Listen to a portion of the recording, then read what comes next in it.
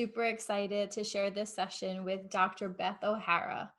Beth is a functional naturopath, and she's also an expert in mast cell activation syndrome, which makes her a perfect person to come on to talk about challenging cases. I know a lot of you out there work with patients who have challenging symptoms or challenging cases. So she's going to walk us through working with challenging cases, creating boundaries and systems in your practice.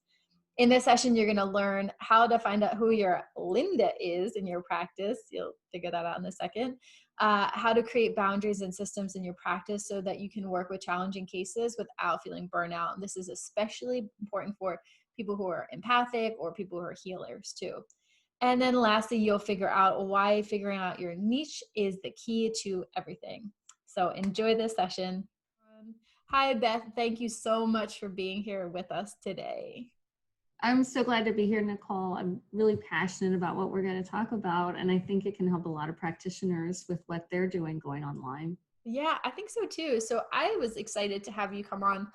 You're one of the few case studies that we have on as a speaker.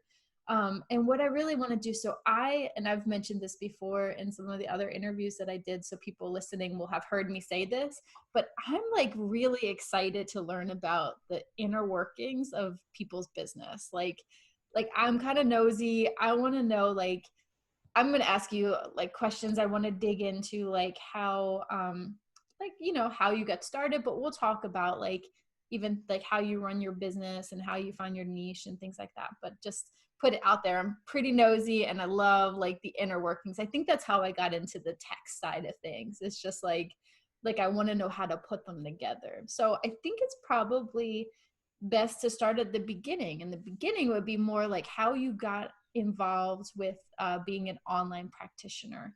So, in the intro, I just talked a little bit about like your business, but I'd like to hear it in your words. What do you do? How did you get involved in it? And let's let us know what makes you tick. Sure. Yeah. So everything that I'm doing stemmed from my own story, my own health. So I initially was going to go to medical school, and I decided at the age of 6 that was the thing I was going to do. Like I had no backup plan because there was just nothing else.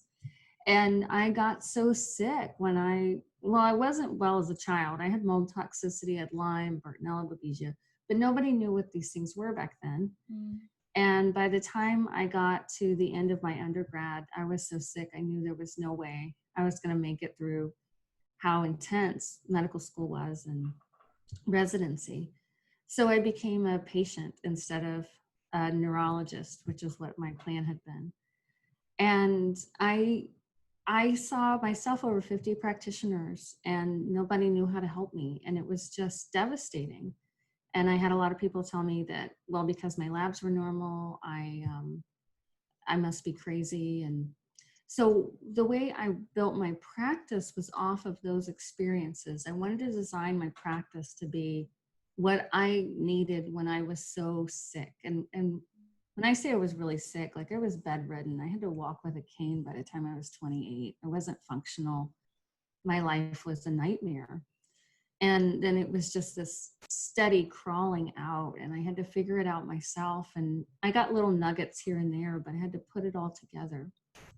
And when I realized I had mast cell activation syndrome, it was like all these light bulbs went off. Like, oh my gosh, this is why nobody's been able to figure me out. And now what we know is that that condition is as common as the estimates are between 9 and 17% of the Western population have mast cell activation syndrome. Really, really common. And I had a brick and mortar practice. I was a health coach. And then as I got my health back, I went back to school and got a master's and did my research in psychoneuroimmunology and mast cell activation syndrome. And then I got a doctorate in naturopathy. And the online practice I just slowly moved into it. And so it started where I had people that I was seeing in person moved and they still wanted to work with me. And then word of mouth would kind of spread. And I wasn't doing any marketing in the beginning. It was just word of mouth. And then, somebody would tell somebody, and somebody in Texas would call me and want to know if I could help them. And And so I started to realize that there wasn't anybody hardly online who was taking a functional approach to mast cell activation syndrome in a really big way. So there had been Yasmina Callinston, who was a mentor of mine, and she was the reason I found out about it. She ran the site Healing Histamine. And I was in a really small group with her. And then she passed away very sadly a few years ago, and there was nobody. And I had been building my website, and then as I launched that, it just took off. And I think the reason it really took off was because there's so few people in the online space in that niche who have been through it. And that's why people trust me, is because I've been through it. I can talk about my own experiences. I can connect with them. And I think the other piece of it is that I'm just hugely passionate about it, because I had such awful health nightmares. And so, it leaves kind of a scar on your psyche if you don't do something with it. Yeah. And I decided that if I had to have gone through all of that, if I could take it and kind of like Viktor Frankl's work, if I could take that and make that nightmare into something that was in service, then that would be worth it. And I could do something that could help so many people get better faster, not have to spend over $150,000 like I had to spend to get well. Mm-hmm. And that's just how this whole system came to be. Can you talk to us a little bit about mast cell activation syndrome? Just a little primer, like about what it is, and for those of us who haven't heard of this. Yeah, so the mast cells are the frontline defenders of the immune system. And most people have experience with the mast cells in terms of, like, if you get a little piece of glass or a little splinter, or you get a cut and you don't clean it out fast enough, or you don't get that splinter out, and then your finger or your hand, wherever it is, starts to get kind of red and puffy and might get itchy. That's the mast cells creating inflammation in a really localized area. And then they signal to the other cells in the body, the immune cells, to come do their part and clean up the infection or whatever's going on. But the mast cells are throughout the body. All the systems, almost every tissue is full of mast cells, and they're there to protect us from toxins, from pathogens. And because they're in every system, when they get dysregulated, it's very hard, if you're seeing specialists, for somebody to put together the pieces. It's kind of like that old Sufi story of the elephant and the blind man, and one person's holding the trunk and one's holding the tail, and I think they have a rope, and they can't figure out what this thing is. And that's a great analogy for what happens in mast cell activation syndrome. So you might have one person who has digestive issues, maybe they've got acid reflux and diarrhea, they're having trouble sleeping. You get somebody else who has classic allergy symptoms, hives, and maybe they have heart palpitations.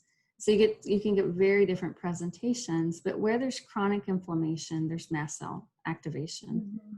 And these mast cells house hundreds of different types of inflammatory mediators, which is what makes it complicated to address. So there's no one supplement or one medication that's going to address it. You have to do this systematic approach.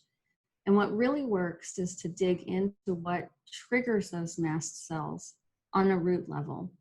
So chronic pathogens, chronic infections, chronic toxicity, hormone dysregulation, these are some of the biggest triggers. Mold toxicity is about 80% of my practice. So any of these things, and that's the way to go at it. And that's why I've been successful with so many people, is coming at underneath what's driving this mast cell activation, and then how do we unravel those pieces, fix these root causes, and then the mast cells can start to calm down. Thank you for that description.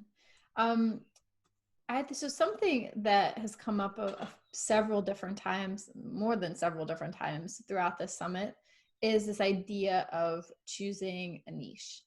Yeah. And I think a lot of practitioners, myself included, I'm going to raise my hand and be like, I have a problem with this, or at least definitely had a problem with this. Don't want to make the pool smaller and smaller. We want to serve everybody. We don't want to limit ourselves. But what if I don't want to work with these type of, what if I don't get any clients? Can you talk us through your perspective around choosing a niche and how it's impacted your business? Yeah, so I didn't have a niche initially either. And I was just working with everybody that came through the door. And I didn't have a full practice.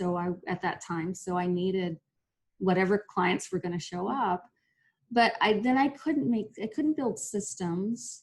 And, I might get somebody in who just knew they had a methylation issue. And then somebody would want genetic analysis. And then somebody else has some digestive issues. And this person hit menopause and hormone issues. So it was like all over the map. And I also was a yoga therapist, and I did life coaching. And I'm just somebody who loves to study all kinds of things and put the pieces together. So I had these like 3 different aspects to my practice, and it just didn't launch. And I think it's because, I know it's because I didn't have a niche. And so part of what happens is if the message is too broad or too dilute, people can't see themselves in it. So one of the first things I did is I was building my practice online, before I built my website, I built my avatar of my ideal client. And I really mapped out who she was, how old she was, what were the problems she was dealing with, what was she Googling up when she couldn't sleep at night, did she have children, had she gone to college, how much did she know about her health, like really, really detailed in. This was something the business coach I worked with set me through, and it was so helpful because then I built my website for her. And I built all of my blog posts for her. So I wrote as if I was writing to one person. I named her Linda. And everything is for Linda. And so because it's so targeted, when people go to the site, they find themselves immediately. They're like, yes, this is about me. This is speaking to me. And so that's why that niche is so important. If it's too general, people just aren't going to action because it doesn't catch them. And being online, and I know you know this, Nicole, it's like there's so many distractions, and people stay on a web page for maybe 20 seconds and they're gone. They're off to something else. And so to be able to help people, you have to be able to capture their attention and to draw them in. And to draw them in, you have to speak to that person and what they're suffering with and what they're dealing with. And then they'll stay on that site and they'll read, and you'll start to build that relationship with them. It's beautiful. Is Linda still your avatar, or have you noticed that throughout the years it's changed and you've added more avatars? Or you still like got good old Linda? I'm still writing to Linda, and I'm just building, what Linda needs to know for her health. I'm sure at some point it'll start to broaden. But there's just so much in the world of mast cell activation syndrome that hasn't. You've got Linda at different levels too, right? Or time frames, I guess. Like Linda just finding out. Linda, I wrote down Googling when you can't sleep at night. That is a great question to ask for anybody. We all know that feeling. Like you're up at night, and what do you look up? Like for mast cell, it could be I don't know, like I've got a skin rash, or I've got these symptoms. What kind of symptoms are they looking up? What are those? Even better, even underneath of that is just like, what are the things that they're like almost embarrassed to talk to about other people, right? So weird symptoms that they're having that they're not sure are connected, or they don't really want to admit. That's great information to have. Yeah. And then especially with all the Google algorithm changes, if you want to write in a health topic, you're going to get buried under the Mayo Clinic and the Cleveland Clinic and WebMD. And so to hit search engine rankings at all, you're going to have to be optimized for some kind of long tail search. So what I really rank on is things like mast cell activation syndrome and oxalates, mast cell activation syndrome and lectins, things that no one's writing on. And so when people look those things up, boom, my website shows up. And so we're still getting about 70% of our traffic is organic because of that. Wow. It's from web searches. And I know that's unusual in in the health space. And again, it's because we're so niched. Yeah. And if you think about when people talk about they don't want to get too narrowed down, but if you think about how many people have mast activation syndrome, we're talking about 9 to 17% of the population. That's millions of people. Mm-hmm. And so I don't feel like it's too narrow. And whatever it is, if they want to talk about very specific menstrual issues or hormone issues, because of how much people search online now, you've got to find your ideal target. And I find they make better clients as well, because they already know what they want to deal with and they're ready to go and they're motivated. They have at least a little bit of education in their back pocket. Yeah. How are you, when you come up with, because I want to kind of get a little bit into this, writing about health topics and long tail search optimization, but when you are creating content, right? If you're doing a content calendar for the quarter or for the month, how are you coming up with topics to write about? Do you have are you doing market research with your ideal clients? Do you have a tool that you use? So talk us through your process a little bit. It's pretty simple. We just look at so I have a team and I ask my team, what are people emailing about? What questions are getting most frequently? So they're always on the lookout for that. What's coming in? What are we seeing people ask about on Facebook? And we get a lot of Facebook engagement. And so when I do a general Q&A, what are people asking about? When I do what are people sending in the Facebook inbox? All of those pieces. I do Facebook Lives and what's coming up in those. And I just build it off of that. And I look at what do people need to know? And then affiliate marketing is so helpful, especially when you're doing hours and hours of website building and blog post writing. And, you have to have some way to cover your costs on those things. And so I'll also look at, well, what's an affiliate product that would be really helpful for my audience? And then I'll reach out to that affiliate manager and look at what can we do in tandem. So maybe get a coupon code for my audience or something like that. And then some of that will also guide it, because people really want things that are targeted to them, and they want to know that I've tried it, that what happened with me, and what have I noticed in my practice, and then give them all of that information. Mm-hmm. That's a great idea. Talk us through a little bit about what you're offering for patients. What kind of packages do you like what are the specifics? It doesn't even have to be price points, but just how do you work with people? Is it one-on-one, one time? Do you do group programs? Do you have an online course? What does your suite of offerings look like? Well, I'm building out online courses, and so we're in the process. I've been seeing people one-on-one. With mast activation syndrome, with this root cause approach, it's a long-term relationship. And so I let people know that up front before they even schedule. They get an email that says, this is what to expect, because they're the expectations. This is a 1 to 3 year process. Some people are really sick, might be a little longer. I start with a case review. And in the case review, I do a half an hour preparation, because what I'm doing is pretty in-depth and intense. And so I do that half hour preparation going through their intake. And then I work on a root cause analysis for them.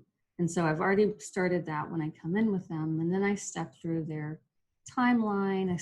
I ask people to tell me the story of what's happened to their health for 2 reasons. I often see things in there they didn't put in the other parts of the intake. But I think it's very healing for people to get to tell their story and have somebody witness it. Yeah. And so then I step through it with them. And so that's where we start. And then I make lab recommendations and supplement recommendations off of that. And then I usually meet with people about 6 to 10 weeks, depending on what they need. So it's flexible. Some people need a lot more. And so I might do some short 25-minute check-in appointments in between the regular follow-ups. I had not done packages when I started, and we ramped up very quickly, so much more quickly than I anticipated. And we're booked for all of 2020. So I'm booked out till December with new new patients, so can't get anybody else in.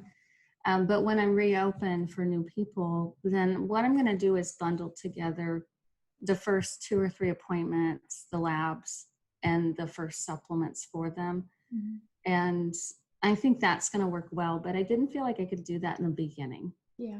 Because I was still building those relationships and that engagement. So And I you're think testing out to see how it's going to work to work with patients too. You know, how many sessions is on average? What do they right. need? You know, so you just got to be a little testing phase, I think, before you're like, oh, this is going to be a great package to offer to people. Yeah. And I'm not a salesperson. Mm-hmm. So early on, I just didn't feel like I didn't want to sell a package. Yeah. But now that engagement is there and that trust is there with the community. And so I don't have to sell it. I can just say, well, okay, this is what I'm offering, and people can do it or not do it. Mm-hmm. And then I'm working on different tiers. So if people want one-on-one support, they can come in and do that package, but not everybody can afford that. Mm-hmm. So I'm working on some online classes. They're going to launch soon this summer. And they'll be basically the modules I step people through. And then they can do a group Q&A on that. And I'll have a book that people can step themselves through. Because there's so many people that are hurting that can't afford the thousands of dollars it takes to work with a practitioner. And I think if people think about building out their practice in terms of reaching people at these different kinds of levels. Yeah, I like what you're saying. There's something that there's a question that's been bubbling as I've been listening to you, because I just realized, and I didn't, as I was prepping for this interview, I didn't realize that this was going to come up, but I remember reading something, and I can't remember where it is. It's someone's health coaching training, and God, you know, I can't remember whether it was a book or a blog post or something, but it was talking about, this is the best way to scale your practice, is to pick, to work with the easiest conditions, right? So to work with, you know, start off with adrenal fatigue and do adrenal labs and teach people how to sleep better and teach people how to take care of themselves, but cut out the most difficult, challenging cases from your practice. And it left me thinking, who then works with the challenging cases? Right. And listening to you and knowing the population that you work with, and I know other people listening will maybe have a practice. What comes up for me besides mast cell activation is Lyme disease, maybe chronic fatigue. And so do you have any advice for practitioners who also work with, I would call more challenging cases, or work with people who maybe had a story similar to yourself, where you've been to lots of different practitioners, spent, you know, thousands of dollars to try to get to the bottom of your health? Because I want to know, like how does one, I'm not talking about the specifics of how one, but it's more about a mindset piece. Like, is there something particular that you need to think about when you're working with challenging cases? How do you keep yourself from burning out on challenging cases? Yes. It's kind of a general question, but it's really been like bubbling as I've been listening to you, that this is a message that people need to hear. And I'm sure there's other practitioners who are in your place. I think those are great questions. And one of the most important things in going into this kind of work is knowing yourself. Mm-hmm. And what kind of personality do you have? What do you like to do? What do you hate to do? Mm-hmm. And so I don't like one and dones. I'm more of a relational. I like the long-term relationship. Mm-hmm. And I want to step through with people. I want to get to know people. I want to know what happens when I'm not seeing them, what happens in between. And I'm extremely detail oriented. So I have my clients do symptom trackers, and they're tracking what supplements they're getting on board and what they're noticing with their symptoms. And I review that every appointment. And so that fits really well for me, but that's not who everybody is. Mm-hmm. And so I think that's the first thing, is what do people like? Do they like a challenge? And I love puzzles. Mm-hmm. And what gets me fired up are the people that were like me, that nobody's been able to figure out. And I don't know if I'm going to figure it out either, but I'm going to give it my best and see what I can do. And I think getting in touch with what you're passionate with about, what you're passionate about, and what drives you. But with people who are getting into the really complicated types of clients, I think one thing is, so you've got to have some systems in place to really look at all of the different angles. So that was something that took me a long time to get down, because initially I was missing the mold toxicity. And I've had mold toxicity myself, but I didn't take it as seriously as I need to. And I didn't realize that 80% of people I was seeing had mold toxicity. And so when I figured that part out, things really started moving in my practice, the people I'm seeing. But really getting a bead on what are the root pieces going on with these people. And then you have to be really organized. So I've got different templates and forms for people, and we get so many labs. People often come in with 30 labs they've run already, and then we've got to get stuff they haven't run. So I have a spreadsheet where I keep track of everything that we have on them, and then I can pull it up, and I keep a quick sheet on every client. So I pull it up and I've got their top problems, their symptoms. So I think that's one big piece. I think another one, and this is something a lot of people don't talk about, but we have to talk about when we're entering into working with very complex health issues, is that a large percentage of people, not everybody at all, but I would say about 20% of people with very complex health conditions had severe early trauma. And is that angle being addressed? And that's why I did the master's in psychology in addition to the doctorate in naturopathy, because I knew that piece was there. Yeah. And that's something that if people aren't on the lookout for, one, if that's not being addressed and the parasympathetic imbalance isn't being addressed, they're not going to get well. But there's also a large percentage of people with personality disorders who are chronically ill.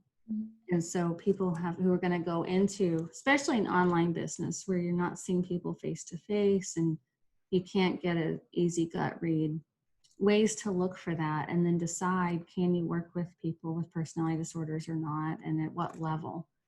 Because that does add a whole nother layer. And that's something I've never seen be addressed in trainings, any of the trainings I've done, or, you know, functional medicine certifications or anything like that. But it's something that we see on a regular basis, and we have to work on how are we going to refer them, how are we going to get them in with a psychologist. And sometimes it can be a barrier for people to be able to take care of themselves if there's self-sabotaging going on. Mm-hmm. As I'm listening to you, I'm thinking that it must be in your practice, part of your own personal practice of how to set good boundaries with patients as well. Yes, that's been a hard one for me. You got any tips for people listening? Well, I think, again, that comes back to self-awareness and knowing what your own internal drivers are.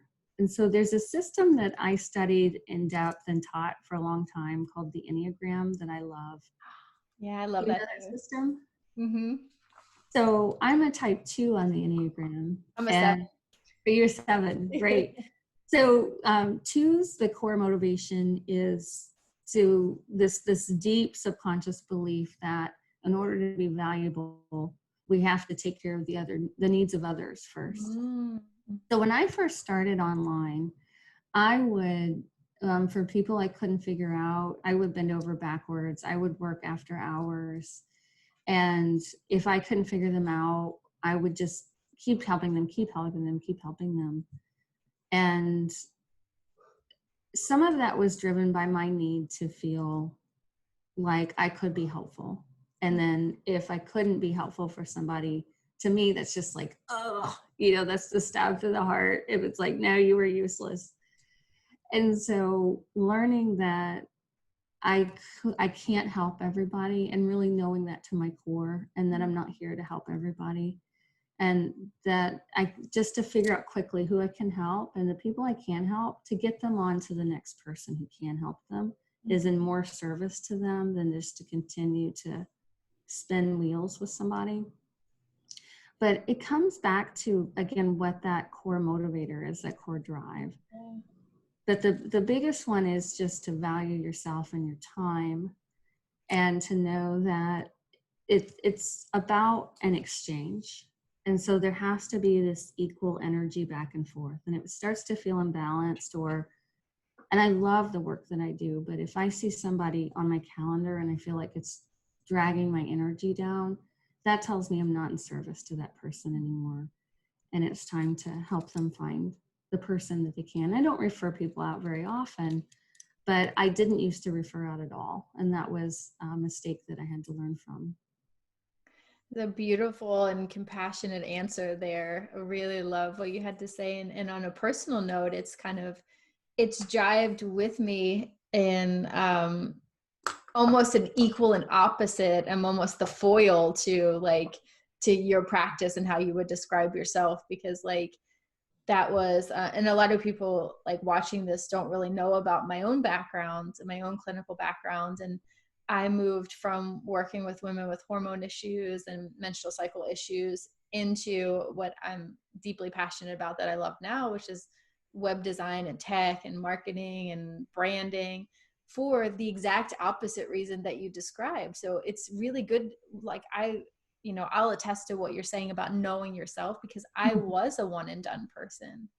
I wanted to be an educator. When people came to sit with me, I wanted to give them all the tools on the first session and be like, here you go. Now you go do it. So we had Dr. Megan Walker come on and talk about the stages the different types of patients that you'll work with, right? And she described some of them as your perfect DIYers. And for me, that was my perfect population. They didn't need a lot of hand holding. I didn't want to see someone more than once. And for people listening, if that's how you are, that's okay too. We need all of these models, but no, I think to kind of underline what you were saying in terms of the population that you work with, it's being able to meet those people where your best skills are. So for me, it was hey, let's get together once so we can kind of get to know each other. I'll learn more about your background. I'll provide some education and some next steps for you. And then you go and do it yourself. Or I liked one-to-many. I liked working with a group of people. But I was the exact opposite to yourself. I wasn't in it for the long haul. I wasn't in it to delve into complicated cases and analyze all the labs. I liked meeting lots of different people, and it kind of perfectly dovetails with the Enneagram too, because sevens, and I don't know a huge amount of this, but I know that sevens are imaginative and have lots of ideas, right? And so that's why branding for me was great, and education is great, because you get to, over the last decade, I've had multiple businesses in lots of different industries, and I'm a yoga teacher as well. And I connected with what you were saying in the beginning of trying to put too many things together, and it just really didn't stick. So I've had to commit myself to choosing a niche and actually finding my own Linda to speak to, because when you're a 7, you're kind of all over the place, and you're just I could do this and I could do this and I could do this. Right. And I think that's when you start writing to your niche, and if you build an avatar, you can write to the people that are going to be your ideal clients, and it's going to attract the ideal clients if you do that. And there are lots of DIY people in the Mast cell community as well, and I'm not serving them because that's not who I am. That's not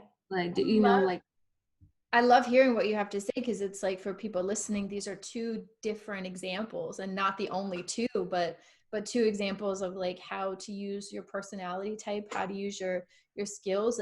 I love that you called yourself very detail oriented and like a detective, because I'm oh yeah, that's not the way that I want to work with things, is very different. And, and I come back to the branding stuff too, of what I love about it is every new project, it's a whole new set of crayons, it's a whole new set of colors. It's just and then when it's done, it's finished. It's I get that clean, oh, okay, that's finished. I realize that works for my personality. And so I love, it's a very beautiful, compassionate way of saying, here are the steps, here are some mindset shifts to work with more challenging cases, but it's not for everybody though.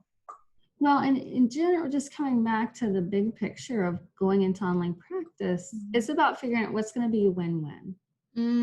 What serves that person and what serves you as the practitioner. Yeah. And that's what I'm always striving for.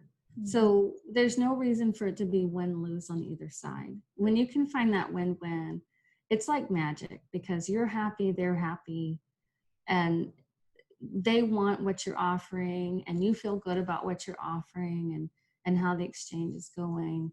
I did want to go back to one other boundary thing. So I'm an empath, and I think there's a lot of empaths who go into healthcare. And when I started working one-on-one with people, because I mirror other people's emotions internally, it would be completely exhausting. So if somebody was having a big meltdown or they were really angry that day, I would feel those same feelings inside myself. And one of the things I actually love about working online is it gives me a little breathing space. And so when things are getting a little too intense, I can stay engaged with that person, but I can go to their documents and just pull back and take a breath. And it's easier for me to do that. And that's huge in, I think, any kind of practice, to have that kind of energetic boundary. And then it took a lot of practice to learn how, when I'm done with the session, I might puzzle on their case, or something that didn't occur to me might occur to me later, but I let the feelings stay with that session. And whatever feelings came up for that person, because people I'm working with are really sick. And so they've had medical traumas, they've had all kinds of stuff go on. And so if I can just hold the space for them, and then I also do this visualization where I kind of push love out, and then it creates this space here. So they get my love, but I don't have to swallow their feelings. That's beautiful. And I love that, just that little visualization. And I think a lot of people listening will empathize with the empath, where we get in this because we want to heal people, we want to help people. And so I think that whether it's health coaching or medicine, like, it draws us for that reason, and some people love like the challenge of solving problems and being a detective, but I think it's like beautifully said about setting boundaries and having that visualization practice. I love that you brought that up. And we're just about out of time. The last thing that I wanted to talk about was just having you talk through a little bit about, you've got plans to add a practitioner training to your suite of offerings. What is that going to look like? And how do people find out about this too? I'm so excited about this. So there are so many people that there's no way we're going to be able to see them one-on-one. It's just, actually, you're booked out until December. Oh, what do people do? I mean, we're just flooded constantly with people wanting appointments. So one of my big goals that I'm incredibly excited about is building practitioner training where people can learn exactly step by step how I'm working through people with mast cell activation. And again, if there's chronic inflammation, there's mast cell activation. If we're talking about autoimmunity, if we're talking about heart conditions, digestive conditions, whatever's going on, skin conditions like psoriasis, eczema, all these things are linked. And if people want to learn more about it, we've got a lot of information on our website, and light bulbs will start to go off. So if they just go to mastcell360.com.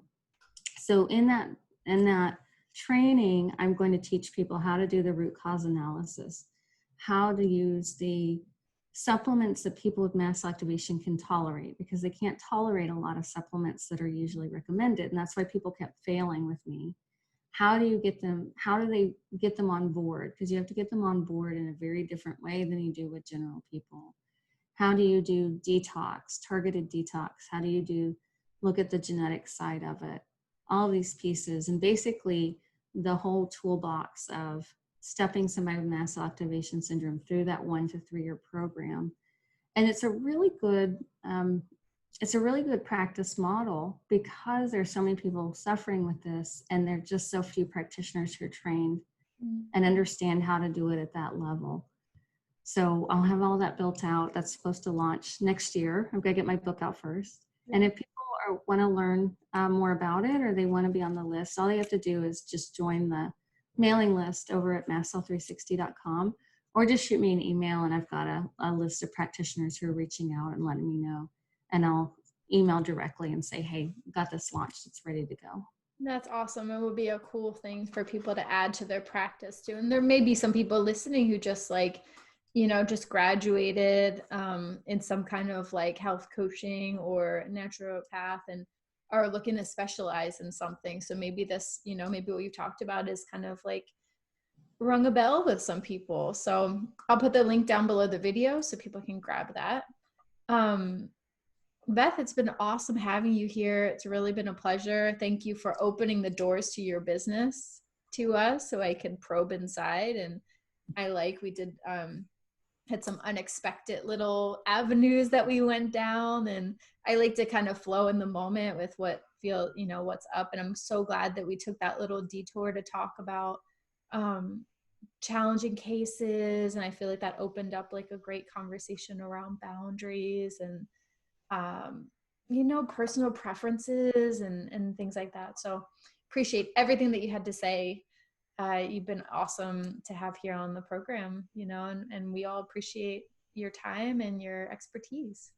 Thank you so much, Nicole. There's just a huge need for more practitioners in the online space, and it's definitely not saturated. It's just starting, and I love that we can reach more practitioners so more people can heal faster. Absolutely. Thank you so much for joining us. I really appreciate you being here with us. I hope that in this session you learned something impactful and something powerful that's going to help transform your business. Before I leave, I just wanted to let you know that this session was sponsored by my business, Brand Better, branding, websites, funnels, and more for the wellness entrepreneur.